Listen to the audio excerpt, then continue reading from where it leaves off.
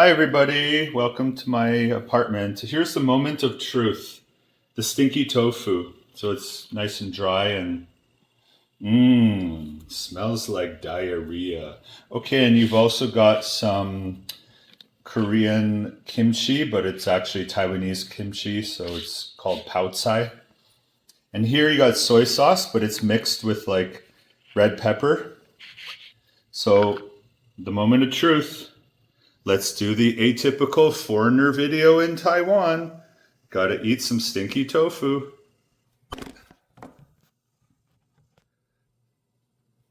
Okay, nobody's perfect, but except for me. Just joking.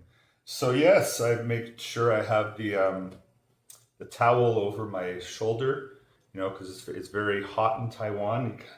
You got to make sure you have nice and not hydrated. So here is the moment of truth. The stinky tofu. You mix it in the sauce de la soy. Maybe add a little bit of pao tsai to it, like that. Mmm, man, mmm, magnifico. Excellent. As they say in France, "He Jack Bear." I can't believe this is only my first bite. I've got about 25 more to go. You eat it with some Taiwanese kimchi, mix it all up there with the red pepper and the sauce de la soy.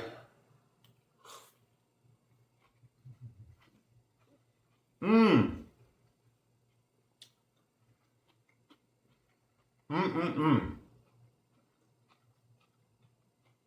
Ça c'est très delicious. Oui, oui, oui.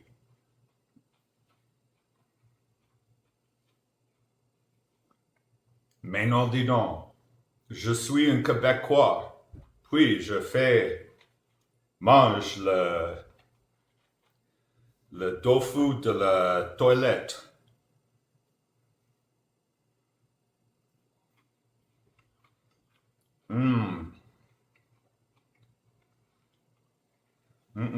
What I said in French there was, I'm a Quebecois.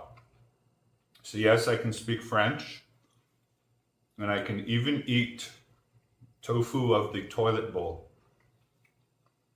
in French. Oh, c'est magnifique. Très bon. Or as they say in Quebec, Tabernacus Ticolis. I don't know what the big deal is. So you marinate some tofu in pig intestines for like 6 months. You fry it up. Smells like poo, tastes like poo. Good.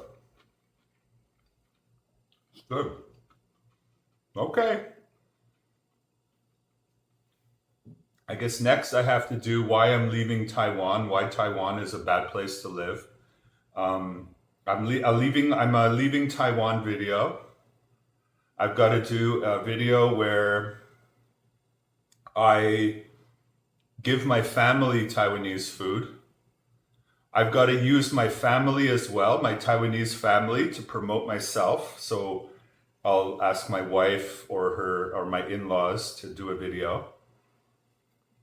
Let me think. What else? Well, there's about 10 videos that every foreigner does. Oh yes, I've got to do a Huan Dao. I've got to drive around the island. And geez, I can't think of the others, but I'm sure they'll come to me the second I turn the video off. But yeah, so I've never really told you guys who I am and what I've been doing here. So basically, why don't we start now? I'm eating some stinky tofu. Might as well be the best time for me to tell you who I am and what I'm doing here on YouTube. So basically, I am a social studies, humanities, and English literature teacher. I'd like to emphasize that I do not teach ESL. 我不是 an 英文老师.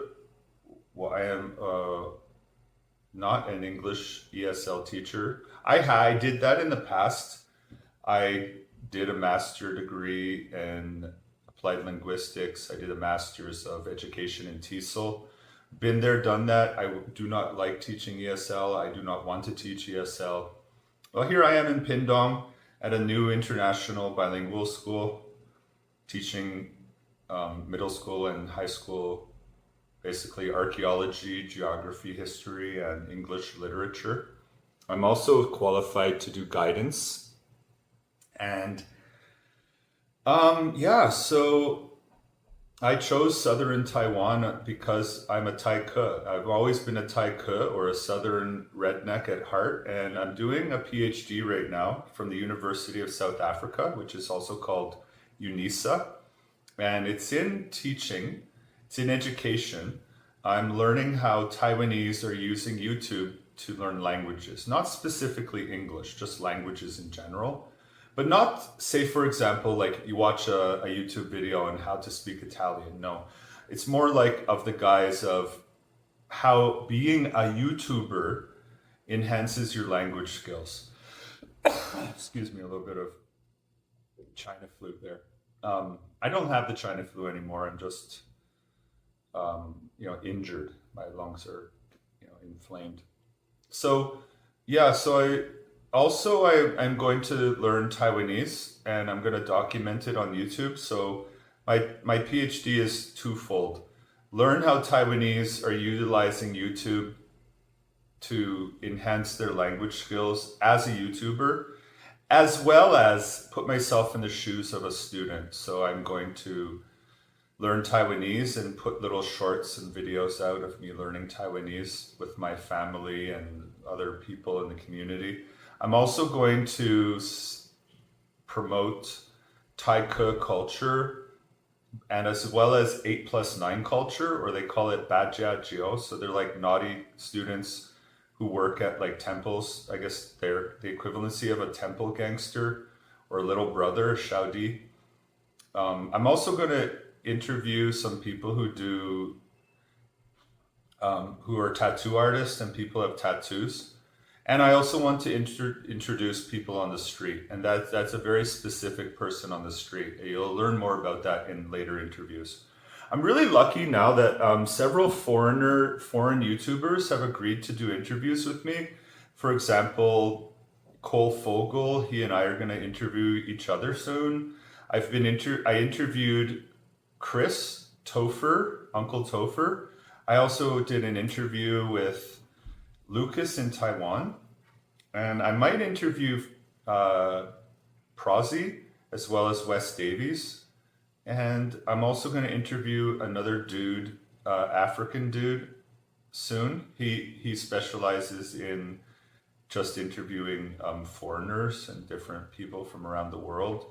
So no Taiwanese have replied back to me yet for an interview. I think because they're more interested in just earning money and doing collaboration, and that's okay on their part.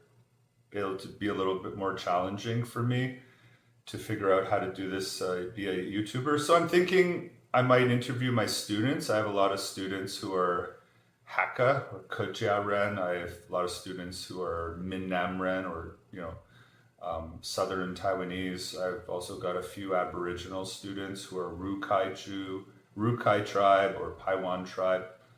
And I've got some foreign students as well, like who are from China and America.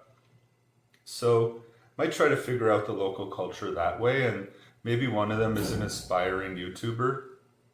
And so yeah, I'm from Canada, and I've lived in many countries. I started teaching in Korea, where I was a geography teacher, and I also taught a little bit in Thailand, and then I moved to Taiwan, where I taught at a girls' I taught at a girls' middle school in Korea, and I also taught at a K through 12 girls' school, private school in Tainan.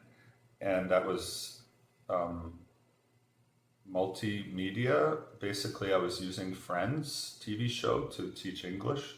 There was also a kindergarten there, so we did the whole flashcard and throw a ball at a student thing.